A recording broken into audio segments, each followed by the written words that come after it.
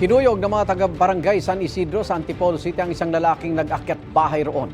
Kabilang sa kanyang mga ninakaw, cellphone, damit at ilang underwear. Laging una ka sa balita, live ni EJ Gomez. Exclusive. EJ! Iga, nahuli nga sa aktong nag-aakyat bahay ng mga residente mismo nitong barangay San Isidro, Antipolo City ang lalaki. Kanina lang, pasado 3:00 ng madaling araw. Tali natin pa. Tali natin pa. Na-corner ng ilang residente ng barangay San Isidro, Antipolo City ang isang lalaking nag-akyat bahay umano pasado 3:00 ng madaling araw kanina. Tinangkang tumakas ng sospek na nagpupumiglas pa kaya't napilitan ng mga tao at barangay na itali siya sa poste. 2 bahay raw ang kanyang nabiktima ayon sa barangay. Ang kanyang mga ninakaw, cellphone at mga damit kabilang ang ilang underwear. Kwento ni Romelia, nagising na lang ang mga tao sa kanilang bahay nang magkagulo sa pagtakip sa sospek na si alias Bay. Nakita ko po yung damit ng anak ko, yung underwear at yung short. Nasa katawan po niya, nalaglag.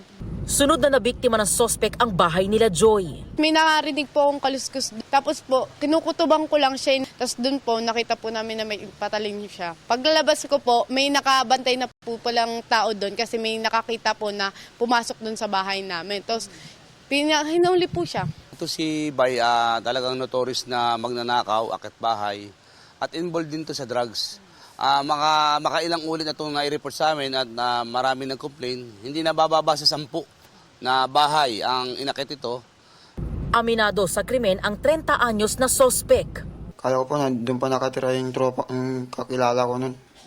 Kasi tambayan po namin dati yun eh. Benta po. Nakailang akyat bahay na po kayo, sir?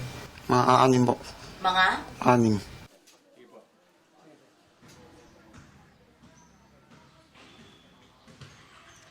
Igan, alam mo, umamin din yung suspect no, na nagnanakaw at nag-aakyat bahay din daw siya sa ibang barangay dito sa Antipolo City at sa Quezon City.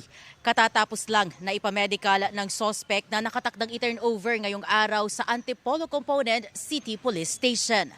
At yan, ang unang balita mula rito sa Antipolo City. EJ Gomez para sa GMA Integrated News. Igan, mauna ka sa mga balita, mag-subscribe na sa GMA Integrated News sa YouTube para sa iba't ibang ulat sa ating bansa.